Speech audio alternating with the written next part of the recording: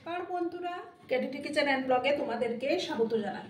আশা করি তোমরা সবাই খুব ভালো আছো এবং তোমাদেরই ভালোবাসায় আমিও খুব ভালো আছি। আজকে আমি তোমাদের সঙ্গে স্কোয়াশ আলুর একটা কষা রেসিপি শেয়ার করব। আশা করি তোমাদের ভালোই লাগবে। তার জন্য আমি দেখো এইভাবে স্কোয়াশগুলোকে কেটে নিয়েছি, তারপর আলু এইভাবে ডুমো ডুমো করে কেটে নিয়েছি। প্রথমে আমি গ্যাসটা অন করে দেব।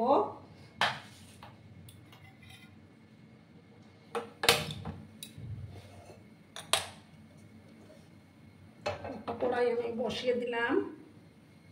প্রথমে কড়াইটাকে ভালো করে গরম করে নেব।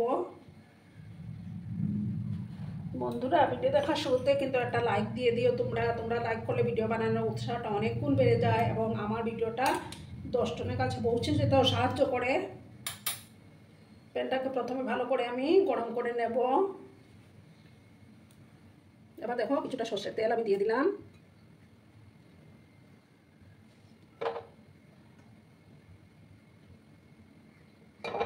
তেলটা গরম হতে থাক।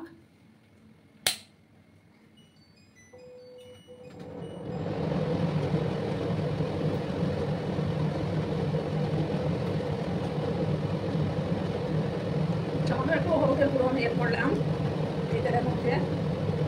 তারপর দেখো 100 গ্রামের মতো পনির আমি দিয়ে দিলাম। সামান্য লবণ আমি এড করবো।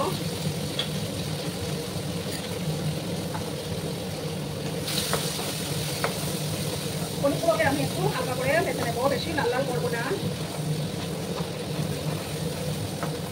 সম্পূর্ণ নিরামিষভাবে আমি এটা তৈরি করবো। তোমরাও নিরামিষের দিনে এইভাবে বানিয়ে খেতে পারো, দারুণ লাগে। রুটি পরোটা ভাত সব কিছুর সঙ্গেই ভালো যায়।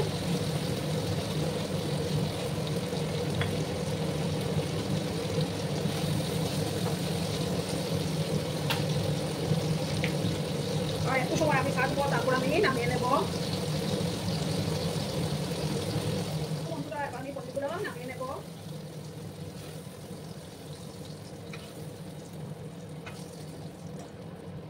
বেশি লাল করার দরকার নেই। দেখো আমি নামিয়ে নিলাম।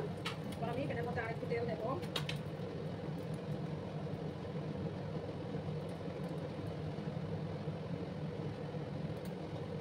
দেখো এবার এই তেলের মধ্যে দিয়ে দিলাম 2 শুকনো লঙ্কা, 2 তেজপাতা।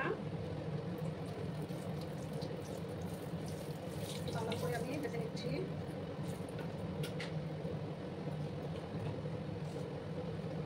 এবার আমি 1/2 চামচের মতো 5 ফোড়ন দিয়ে দিলাম।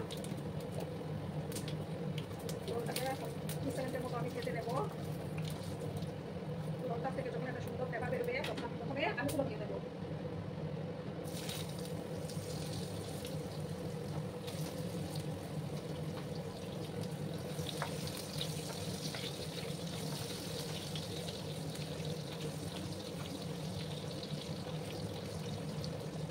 আলুগুলোকে আমি 2 মিনিটের মতো একটু ভেজে নেবো, তারপর আমি স্কোয়াশগুলো দেবো।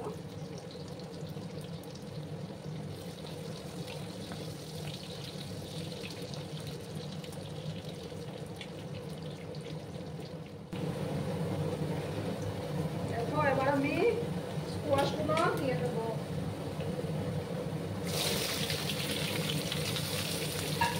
এবার দেবো পরিমাণ মতো হলুদের গুঁড়ো।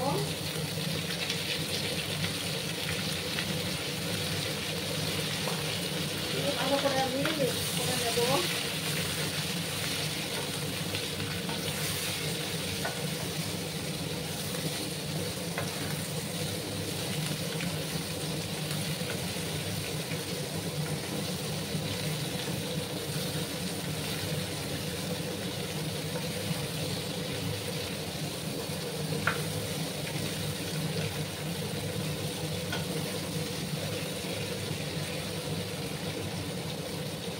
আরো 2 মিনিটের মতো আমি স্কোয়াশ আলুগুলোকে একটু ভাজবো, তারপর আমি নেক্সট প্রসেসে যাবো।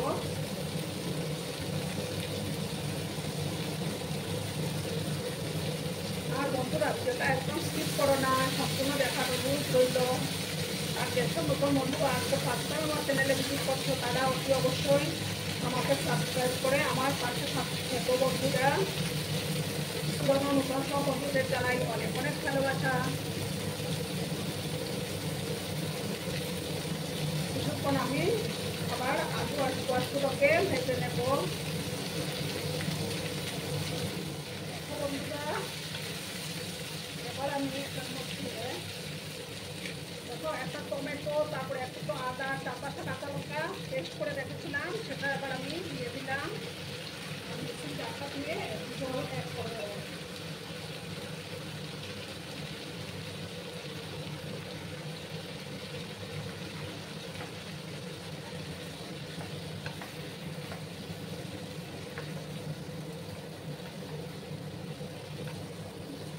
ভালো করে আমি এটাকে আদার কাঁচা গন্ধটা না দেওয়া অবধি আমি কষিয়ে নেব।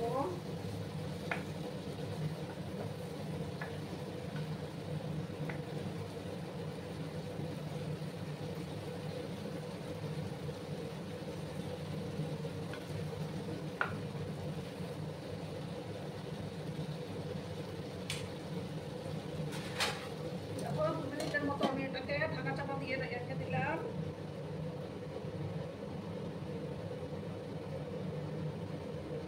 এবার আমি ঢাকাটা সরিয়ে দিলাম।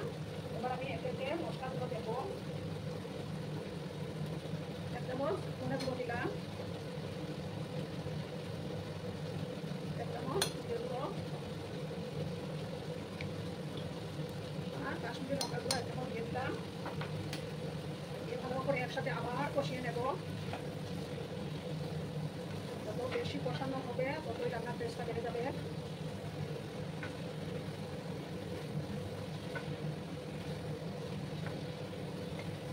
কিছুক্ষণ সময় নিয়ে কিন্তু ভালো করে কষিয়ে নিতে হবে।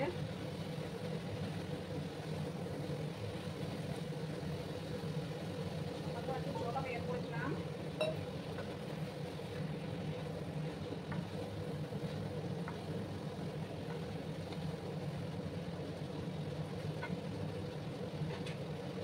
আরো কিছুক্ষণ আমি এটাকে ঢাকা চাপা দিয়ে রাখলাম।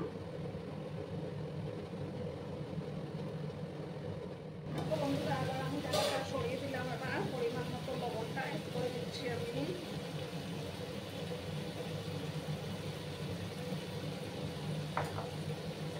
ভালো করে আবার মিক্স করে নেব।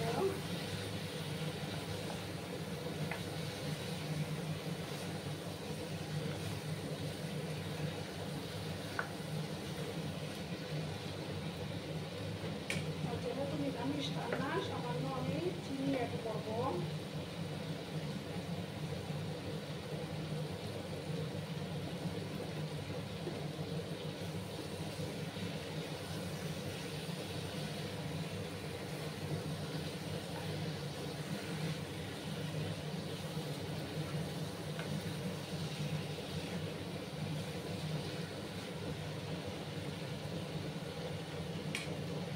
আর একটু সময় আমি এটাকে কষিয়ে নেব।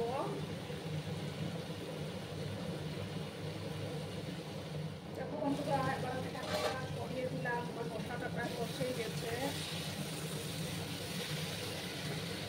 দেখো এবার আমি গরম জল দেবো। একটা জল আমি দেবো না, তখন কষা করবো তার জন্য।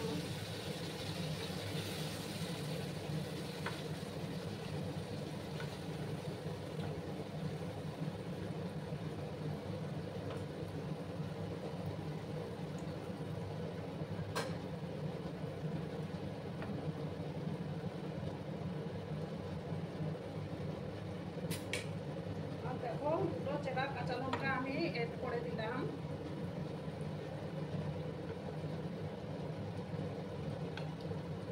এবার আমি পনিরগুলো দিয়ে দেব।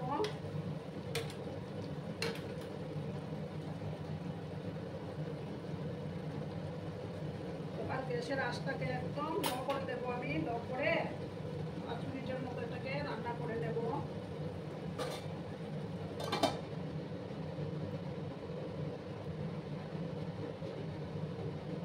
দেখো বন্ধুরা আমি এবার ঢাকাটা সরিয়ে দিলাম। আমার রান্নাটা প্রায় অলমোস্ট ডান। দেখো সুন্দর সুসিদ্ধ হয়ে গেছে। এবার আমি সামান্য গরম মশলা, শাহি গরম মশলা অ্যাড করে দিচ্ছি। দিয়ে ভালো করে আমি মিক্স করে নেব। দেখো বন্ধুরা তরকারির কালারটা কত সুন্দর এসছে।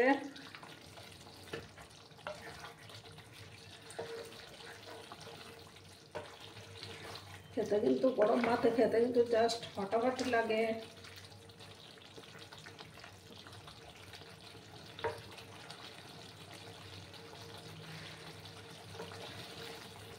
সুন্দর একটা ফ্লেভারও বেরিয়েছে বন্ধুরা।